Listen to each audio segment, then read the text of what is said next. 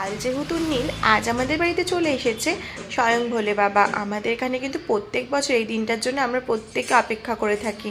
আর এখানে দেখো কি সুন্দরভাবে বাবাকে পুজো করছে। প্রত্যেকবার সন্ন্যাসীরা ভোলে বাবাকে নিয়ে চলে আসে, আর আমরা অধীর আগ্রহে থাকি যে বাবা কখন আসবে আর এই দৃশ্যটা দেখতে পাবো।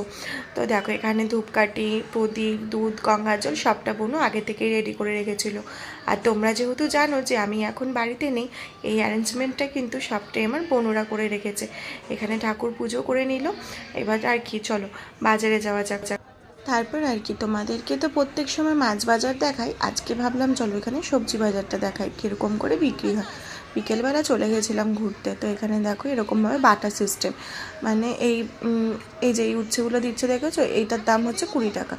তো এরকমভাবেই এখানে বিক্রি হয়, মানে পুরো ভাগ ভাগ ভাগ ভাগ করা থাকে। তোমার যেটা পছন্দ সেই রকমভাবে ভাগেরগুলো তোমাকে নিতে হবে। তো এখানে দেখো অনেক রকমের সবজি ছিল, সব রকমেরই, মানে আমাদের ওয়েস্ট বেঙ্গলে যেগুলো পাওয়া যায় এখানে আমি ভেবেছিলাম বুঝি পাওয়া যাবে না, বাট না, সবই ছিল। ফুলকপি, বাঁধাকপি, এমনকি ওল অবধি ছিল।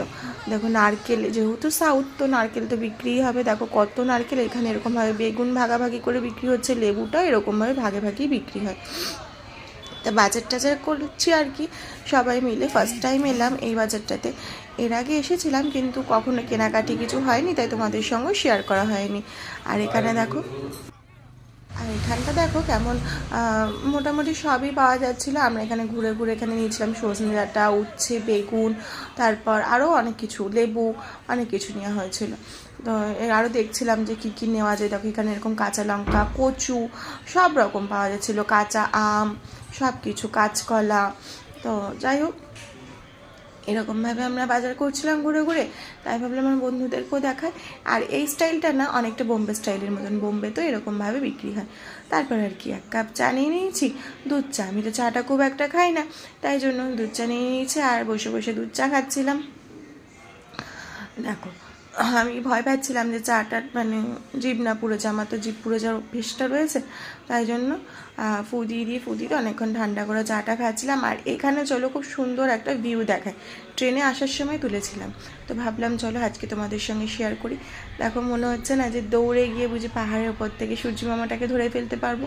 আমার এই ভিউগুলো দেখলে না নিজেকে আটকে রাখতে পারি না, কোথাও গিয়ে যেন মনে হয় যেন ক্যামেরাতে বন্দি করি, তোমাদের সঙ্গেও একটু শেয়ার করি আর নিজেও একটু দেখবো যখন মনটা ভালো থাকবে না। তো এই ভিউগুলো তো আমার খুব ভালো লাগে, তো তাই জন্য মানে তুলেও নিয়েছি।